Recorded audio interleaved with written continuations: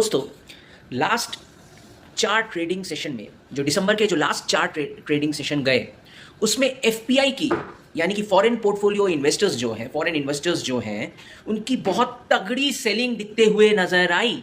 वो इतनी तगड़ी सेलिंग थी और इतना बड़ा सेल किया इन 4 दिनों में फॉरेन पोर्टफोलियो इन्वेस्टर्स ने कि ये 4 दिनों में जितना नवंबर 2025 में पूरे महीने का जितना सेल था फॉरेन इन्वेस्टर्स का, उससे भी ज्यादा इन 4 दिनों में, दिसंबर के 4 दिनों में वो सेल करके भारतीय बाजारों से निकल गए।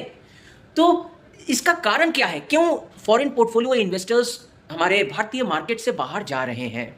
तो इसका अगर कारण हम देखें, सबसे पहला कारण है कि हमारी जो इंडियन करेंसी है, रुपए की वैल्यू दिन भर दिन घटते जा रही है और लोएस्ट पॉइंट पे है।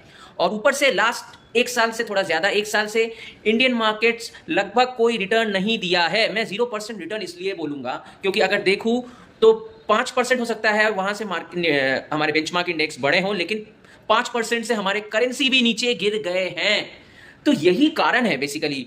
तो यही मेन रीजन है। जो लोग मेरे से, कई लोग पूछ रहे हैं क्यों चले जा रहे हैं फॉरेन पोर्टफोलियो इन्वेस्टर्स। देखिए, कॉर्पोरेट अर्निंग्स का कोई प्रॉब्लम नहीं है, कुछ भी प्रॉब्लम नहीं है। बस यही प्रॉब्लम है कि हमारे देश की करेंसी दिन भर दिन नीचे गिरती जा रही है। ये एक मेन प्रॉब्लम आ रहा है जिसके वजह से फॉरेन इन्वेस्टर्स हमारे इंडियन मार्केट से सब कुछ बेचकर बाहर जा रहे हैं। उधर दूसरा कारण ये भी हो सकता है कि जहाँ जापान की अगर बात करूँ, जापान में वहाँ सरकार, सेंट्रल बैंक जो है, वहाँ पर वो इंटरेस्ट रेट बढ़ाने की घोषणा कर रही है। तो फॉरेन इन्वेस्टर्सों को जहाँ अच्छा मुनाफा दिखते हुए नज़र आ रहा है, वो वहीं जा रहे हैं।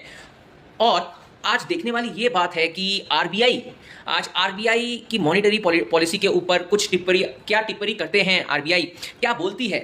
क्योंकि अगर ये चीज़ देखना है, आरबीआई अगर रेट कट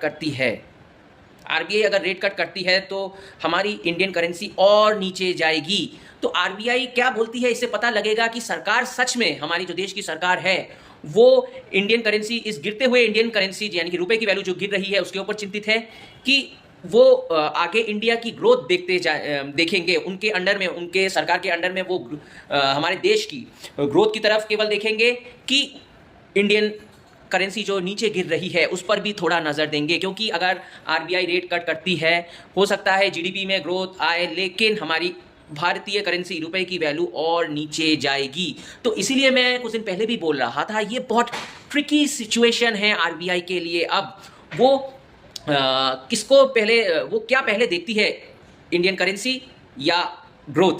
तो ये देखने वाली बात रहेगी, एक इंटरेस्टिंग चीज़ है। फिलहाल मैं यही कहूँगा